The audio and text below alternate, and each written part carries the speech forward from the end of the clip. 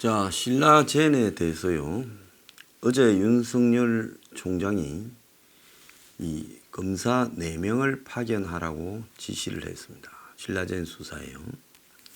자, 신라젠은 뉴스브리핑에서 가장 먼저 계속 의혹이 있다고 신라젠이 지금 상장되고 또 이 신라젠이 15만 원대까지 올라가고 한때 시총 10조 원이 되는 과정이 문재인 정권이 전 정권을 탄핵시키고 그리고 집권하고 그리고 문재인 정권이 한참 전성기를 구가하던 시절과 일치합니다.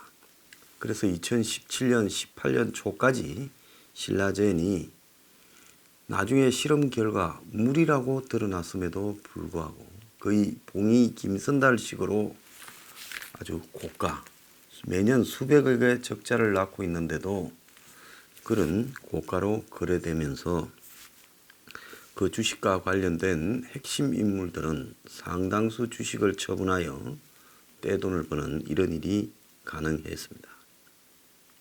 그래서 이 배경에 분명히 정경유착이 있다. 수사를 하라고 계속 촉구해 왔고요.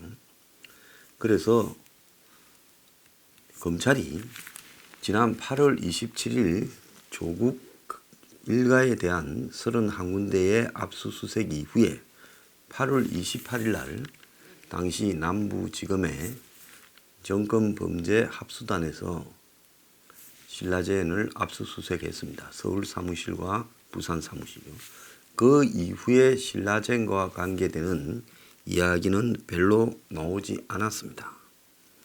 자, 그런데 지난 1월 20일 이 정권이 대통령 명으로 검찰의 각종 부서의 이 폐지에 대한 행정명령을 통과시키고 그 결과 직접 수사부서 13개인가를 없으면서 남부지검에서 있던 정권범죄 합수단을 해체시켜버렸습니다.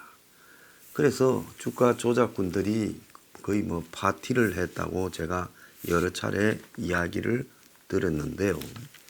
그래서 대검은 지금 금융범죄를 중점적으로 관할하는 검찰청인 남부지검의 합수단이 지난달 해체되었지만은 이 사건을 재배당해서 남부지검 금융조사 일부의 서정식 부장검사에게 배당을 했다는 겁니다. 자, 그래서 이 신라젠의 주가 하락 이전에, 그러니까 주가 하락은 작년에 9월경입니까? 팩사백 신라젠의 항암치료제가 임상 상상 실험을 하고 있었는데 미국의 해당 기관이 더 이상 실험할 필요가 없다, 문 닫아라. 그래서 한마디로 이게 약으로서 가치가 있는가라는 실험을 할 필요가 없다라고 된 거죠. 그런데 이렇게 되기 전에 최대 주주와 그 친인척들이 자본을 대량 매도해서 돈을 챙겼다. 그래서 미공개 정보를 이용해서 주식을 거래한 게 아니냐. 이게 1차적인 지금 수사 대상입니다. 그리고 어제도 제가 이야기했지만 유시민이가 이 신라젠 관계 행사에 즉 유시민의 측근 지금 감방에 간 1조 원 다단계 사기 주범 이철이 VIK라는 이 펀드 같은 걸 만들어 가지고 투자를 했는데 한때 15%의 신라젠 주식을 소유해서 일대 주주였죠. 그래서 유시민이 2015년에 부산대 양산병원에서 개최된 팩400 기술 설명회에서 축사를 했습니다. 근데 유시민은 일부 거구가 그런 이야기를 하고 있지만 마치 유치해서 상대 안 한다. 자, 그렇지만은 자기를 향한 이런 이야기들 그런 게 있으면 검찰이 그냥 놔놨겠냐, 윤석열이가. 자, 그렇게 말을 했습니다. 자, 그런데 검찰이 이 사건을 재배당한 이유는요, 그건 분명히 이유가 있지요. 자, 이 사건에 저한테 제보도 왔었습니다. 이 사안을 처음부터 잘 알고 있는 사람이라면서요. 그러다가 일부만 말을 하고 전화를 끊었습니다. 자, 제가 굳이요 그런 어떤 제보에 대해서는 제가 집착하지 않습니다. 그 사람 전화번호를 알아도 더 이상 전화를 하지 않았습니다. 왜? 제보라는 것은 사회개혁에 대한 자신의 양심에서 우러나와야지. 그걸 무슨 제보를 한다고 해놓고는 이런저런 조건을 달고 또 마치 제보하면서 의심에 가득 차 있다. 그런 제보는 저는 원하지 않습니다.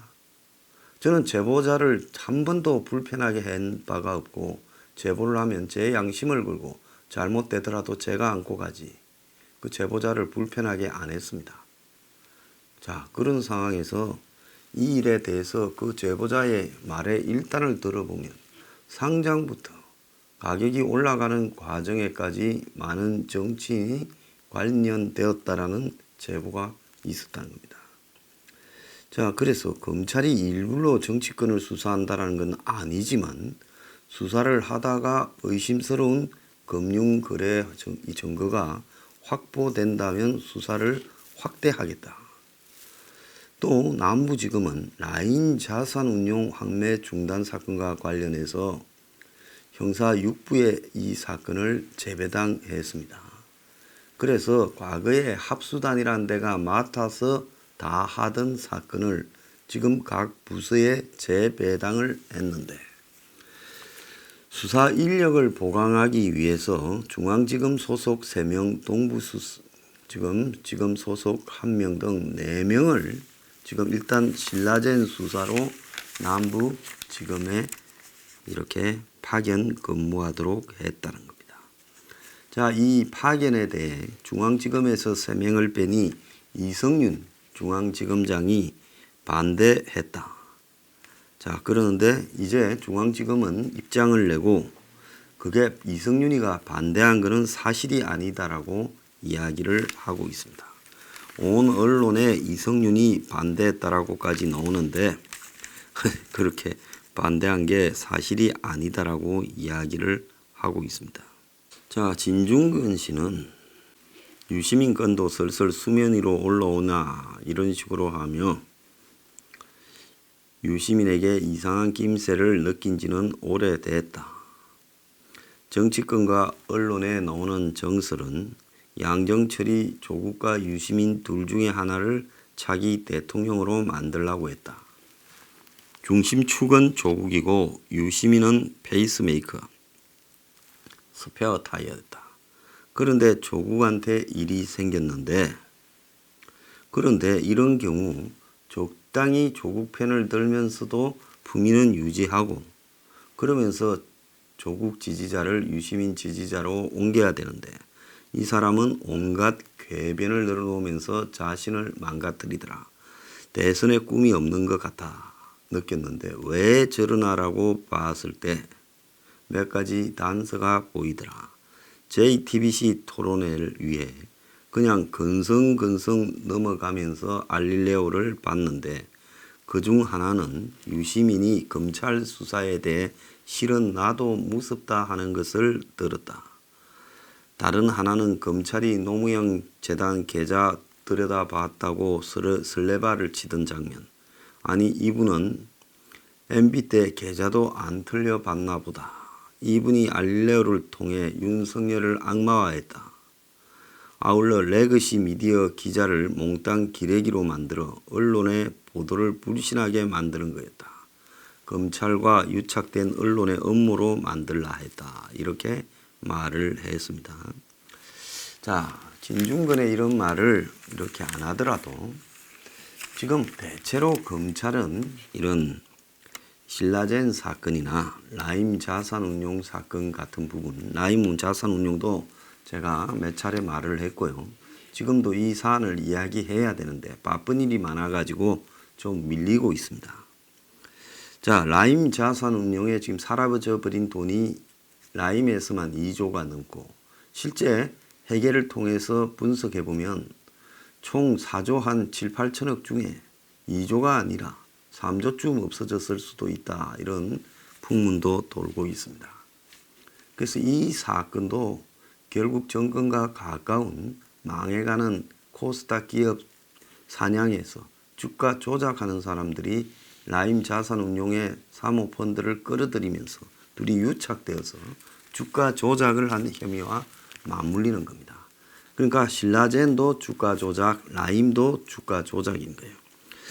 근데 윤 총장이 지금 이 부분을 배당을 해서 이 타이밍에 하겠다라는 거는, 자 보세요. 얼마 전에 울산 그 선거 공작 사건과 관련해서 13명을 불구속 기소했고, 또 오늘 아침에 보면 최강욱 비서관 허위 인턴 증명 의혹도 이렇게 재판이 총선 이후로 열기로 했다고도 나옵니다. 그러니까 정치와 관련되는 부분에 지금 기소나 수사, 재판이 다 총선 이후로 연기되는데, 일단 그저께 삼성의 장충기나 최지성이 지금 검찰 조사를 받았은 것은 그러면 왜 그러냐? 그저께면 2월 4일인데 2월 1일 날 이후로 정치 관련 수사는 더 깊숙하게 들어가지는 않는 것 같은데 왜 그러냐? 그건 정치가 아니라 일종의 범죄, 금융범죄 수사입니다.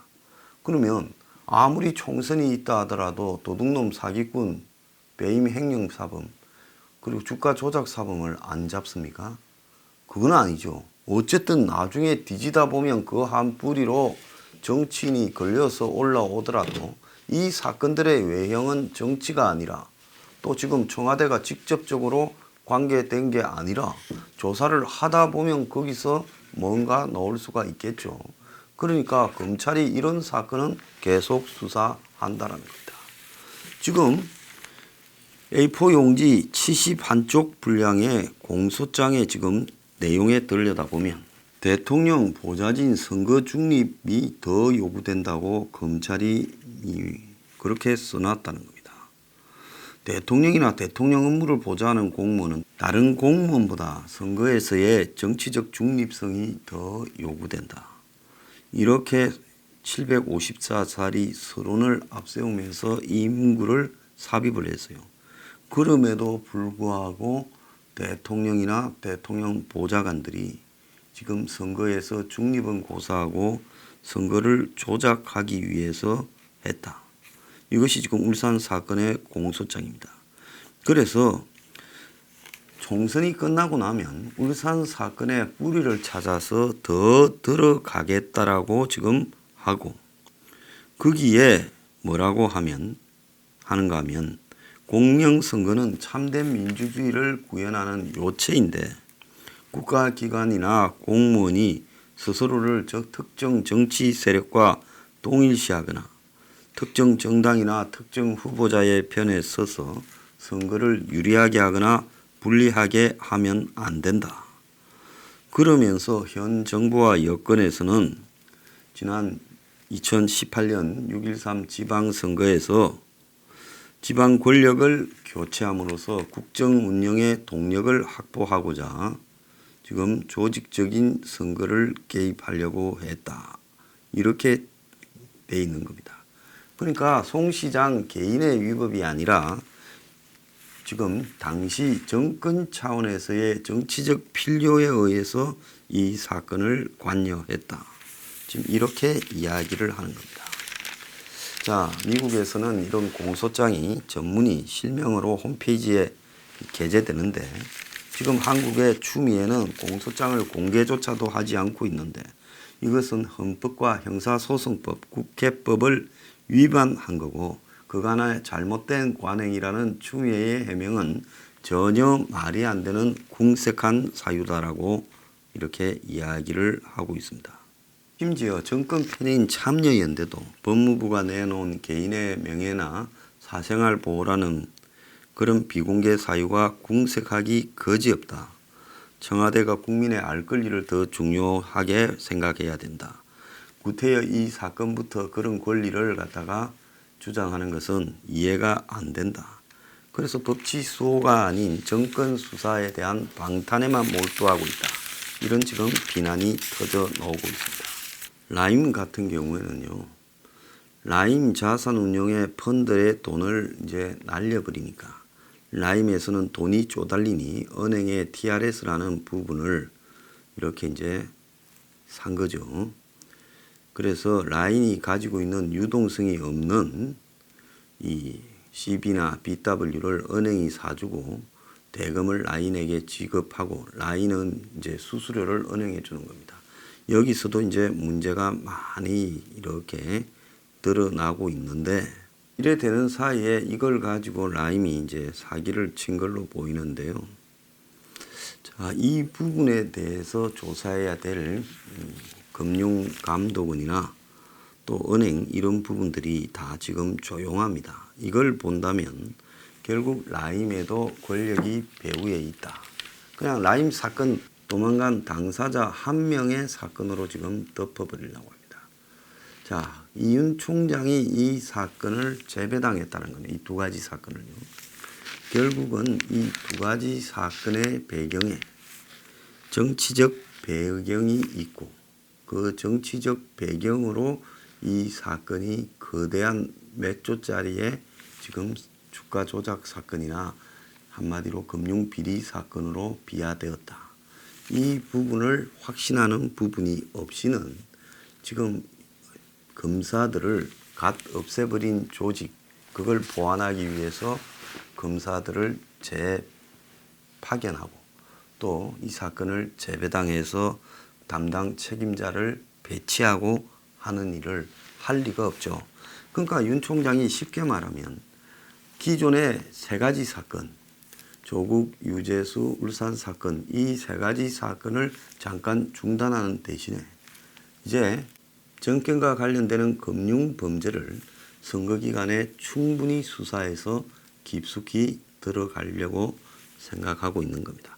이거 건드리면 아마 툭 하고 호박이 통째로 굴러 떨어질 겁니다.